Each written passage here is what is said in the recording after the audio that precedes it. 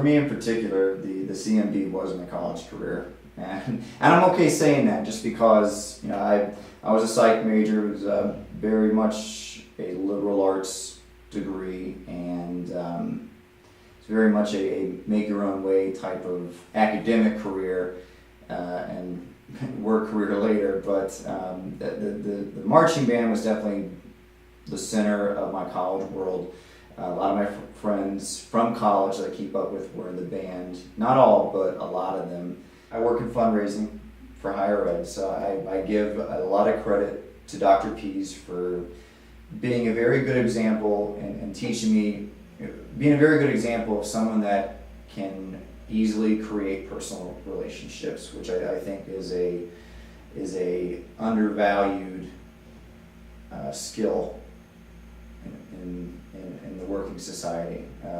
It's something that you can't really put a dollar amount on, I guess, and unlike knowing how to write code or having a security clearance, especially in DC. But being able to connect with people is something Dr. Pease is very, very good at, and something I totally credit to him in terms of being my first teacher when it came to not just to fundraising, but building relationships, meaningful working relationships with people.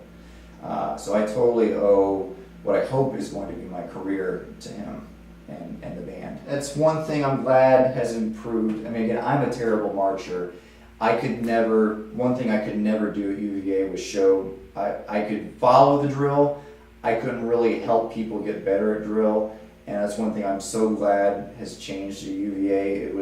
We weren't necessarily a big enough band where we could just shuffle, play, shuffle, play like you see some other bands do.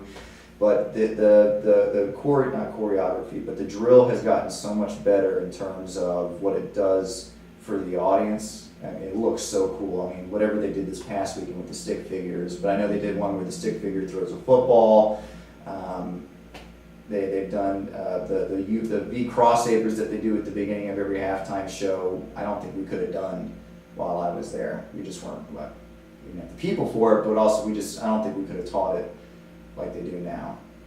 When we went down for the Oregon game, I was talking to Richard Will, the music chair, just about how much the sound has improved since they got the Huntsman Van Building, just in terms of what you've been able to do with your rehearsal since they've gotten that and what that does for the sound.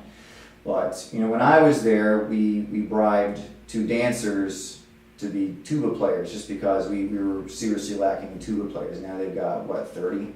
So it's a much more balanced sound. It's a much louder band, and the nice thing that hasn't changed that I've noticed is it seems the kids still have a lot of fun doing it. I mean, I always had a blast. Once I got it figured out, I always had a blast.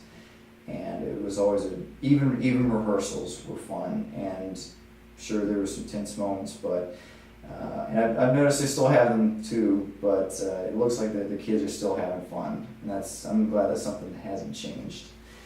I just don't think a whole lot changes with band kids from group to group. I mean, I noticed it's probably a lot of the same inside jokes, a lot of the same. I remember doing the high socks during game day rehearsals and spirit. I don't know if we call them spirit practices, but I mean, you remember I wore the orange and blue knee-high socks, but I'm glad to see that's kind of taken off. I remember being at the Oregon game, the rehearsal, and just when the band turned and started playing Elvis. I mean, it's just I got knocked off my feet just by the sound. We never had a shot at doing that when I was in the band. The Huntsman Van Building is a palace. I mean, just compared to whatever we had. U-Haul's a big circle, and actually if you went down the hall from the ticket office, there was, I don't know what office it was past the golf coach's office. We had one there for about 2 or 3 weeks.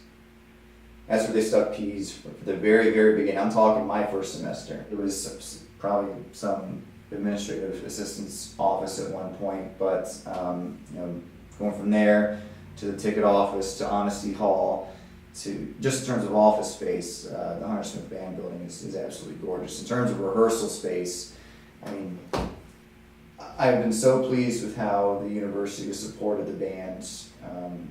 over time. I mean, it grows over time, but the very first year of the band, we had band camp at the park where they do a lot of the intramurals. And again, it took us a while to learn stuff because it was the first year, but we had been standing in sets for so long. We actually left an imprint of the rotunda on the grass, and the grass died, so it was there for a while. And then I think that year we were on the field hockey fields a lot. We rehearse indoors in the field house, Honesty Hall field house, and then we would move outside to the field hockey fields when we could. And I don't even remember when we got Carr's Hill Field. That might have been my last year, and that was a blessing. But then we still had Honesty Hall. So the Huntsman Van Building, I know it makes their lives a lot easier, and that obviously has contributed to the rise in the band's sound. But I know it's funny to look back. It's remarkable how much we were able to do, considering how mobile the group had to be and what they had to work with compared to what they've got now. But I think it really goes to show how supportive the university's donors have been to the band and what it's done to the final product. Hunter and Carl Smith obviously mean a lot to the band. Hunter Smith, when I saw her at the Oregon game, they did a reception for the band. She was obviously out at practice. I know she means the world to the students, and she means the world to Dr. Pease and the rest of the staff members. I think she meant even more to the first group of kids that were there. She still means the world to me, and she and her husband, just the what they were able to do for kids that were going to UVA. They gave me a chance to live 4 more years of band, which meant the world to me. When I was 22, it meant the world to me going out that way. And I remember at the very last band banquet we had, I think that's really what I talked about. Pease handed me I got the football jersey.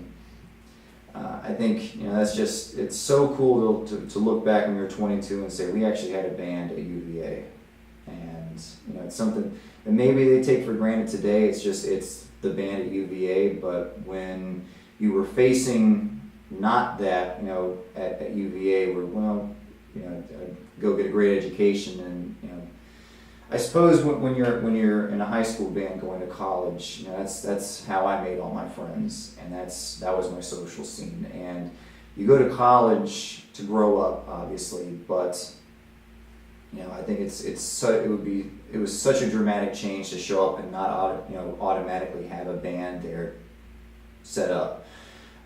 So to get all that back the next year and to make all those friends, it was an overwhelming experience. It felt like you got a piece of yourself back.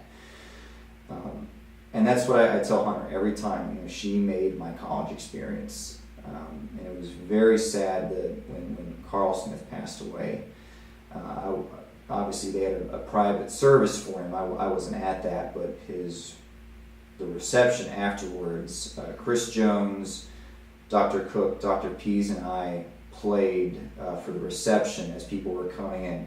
We played When the Saints Go Marching In, a New Orleans style version of it, just a Dixieland band style. Mr. Pease was on a sling drum playing, Chris Jones was playing clarinet, and Dr. Cook and I were switching back and forth between improv and playing the melody like you do. But that was the first tune that the marching band ever played on the field. That was our first halftime show, was When the Saints Go Marching In. It was the first song we played as the marching band. It was a version of that. So I think that was a nice tribute to him, playing as people were walking into the reception, because that was probably not his. I know it's not his only legacy at UVA, but I like to think that we're part of that.